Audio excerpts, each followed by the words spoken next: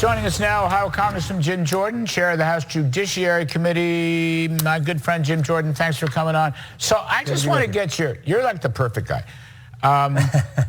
Kamala Harris is out there trashing Trump's idea of deporting illegals, particularly criminals. People who are, I know it's criminal to cross as an illegal, but he's said many times how he wants to start and get with the criminals. And it turns out, one of these polls shows majority support mass deportation. 54% support, 42% oppose. This is Scripps Ipsos. I'm just saying, these are numbers that show, I mean, okay, so I don't know what her solution is, but what's your take on this? Why not go for deportation? Well, it turns out, Larry, when you deliberately, intentionally do policies that allow 10 million migrants to enter the country, 99 of whom were on the terrorist watch list. When the Biden-Harris administration does that, turns out the American people don't really like it, especially when it manifests itself like it has in Springfield, Ohio, or Aurora, Colorado. Springfield, Ohio, 15,000 migrants with this program that they did, temporary protective status, letting people in.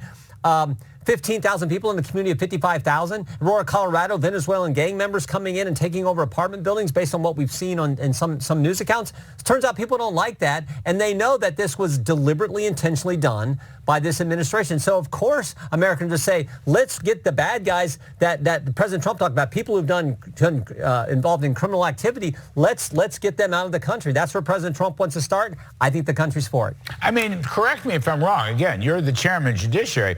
There are sections in the Immigration and Naturalization Act that expressly provide that the local police can work with the Border Patrol authorities, penetrate sanctuary cities, and it looks to me like this could be done by executive order. Now, what do you think about that approach?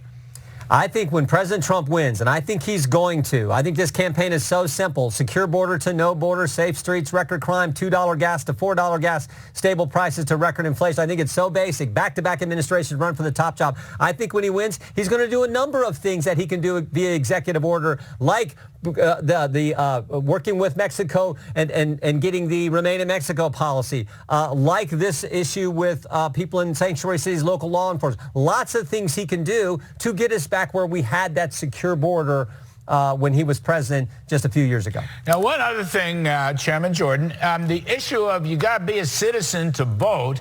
I know the House is pushing the SAVE Act. I spoke to Speaker Johnson. I was interviewing him on Tuesday and so forth.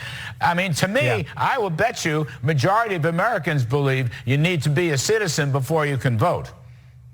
Of course they do. You go to any district in a country, any congressional district, Republican or Democrat, ask a question. Do you think in the context of 10 million migrants entering the country in 3.5 years, 99 on the terrorist watch list, do you think in that environment, if a new voter is showing up to vote, they should have to demonstrate they're a citizen? And every single person you ask that question to will say, well, of course, yes, they should have to do that. But the Democrats don't think so. 200 of them voted against that very provision on the funding bill yesterday on the House floor. That, I think, is going to be front and center in 47 days when people decide who the next commander-in-chief of our great country is going to be. Yeah, I think a lot of Democrats, including one Democratic presidential candidate, is misjudging the electorate by a wide margin.